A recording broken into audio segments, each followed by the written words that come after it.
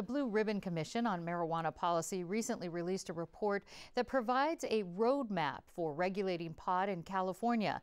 The commission began when the effort to get a marijuana legalization initiative on the 2016 ballot got underway. Here with further details is my guest, former chair of the San Diego Medical Marijuana Task Force, Alex Kreit, a law professor at Thomas Jefferson School of Law. And Alex, the commission report does not advocate, and it doesn't advocate for, and it's not against legalization of marijuana. So what is the purpose of the report? Yeah, it's really, I think, a unique and a valuable thing. The report is saying it seems almost certain that we're going to have marijuana legalization on the ballot in California in 2016.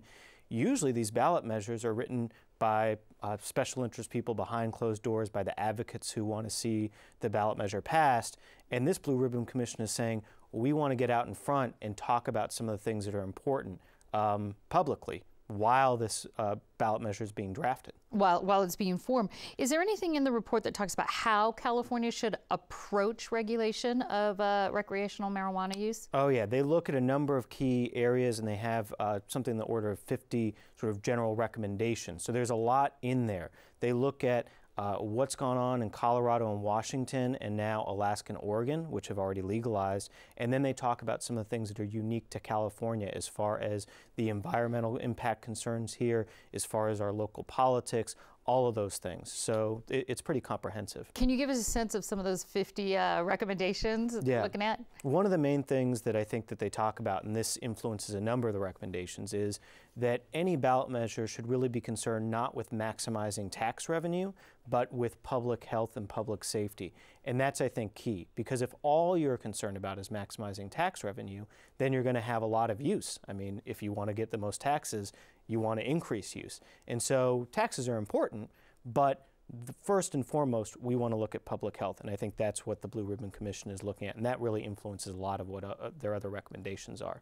Well, there seems to be a shift in influence. A recent survey by the Public Policy Institute finds that a narrow majority of likely voters support legalizing marijuana, but there is still concern, as you talked about, on the impact on youth in particular for health and safety. So how particularly are they addressing that, or looking at addressing that particular issue? Yeah, well, they talk a lot about the need to invest money in education, the need to have very strict regulations as far as youth access, and they look at, for example, what's gone on with cigarettes. And I think the story of cigarette use versus marijuana use is an interesting one. Cigarettes are obviously still legal, and we've really dropped use of cigarettes, particularly among young people, very successfully over the past couple of decades, whereas marijuana use, it's remained fairly stagnant. So I think they're looking at a lot of lessons to be learned there, and how can we apply that to the legal market for marijuana. Let's talk a little bit about the areas of disagreement in this report. I'm thinking of road safety,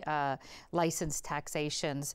What can you tell us about that? Yeah, well, so on a number of these things, there may be no clear answer. There's policy goals, and then you could argue a few different methods or tactics to achieve those goals. For road safety, that really is in some ways a scientific issue. The reality is we just don't have the science right now to do the same sort of roadside testing that we do for alcohol, but you can do impairment testing in the form of, walking the straight line and that sort of thing.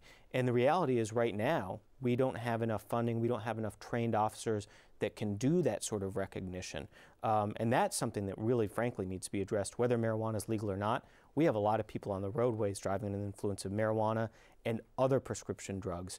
And so that's an important thing to look at either way. Let's talk about this. The report is shaping up how the 2016 ballots initiatives on legalizing recreational use of marijuana in California might come about. So where is that effort right now? Yeah, so right now there are a number of competing proposals. People have put forward language. I think there's something like 6 that are out there.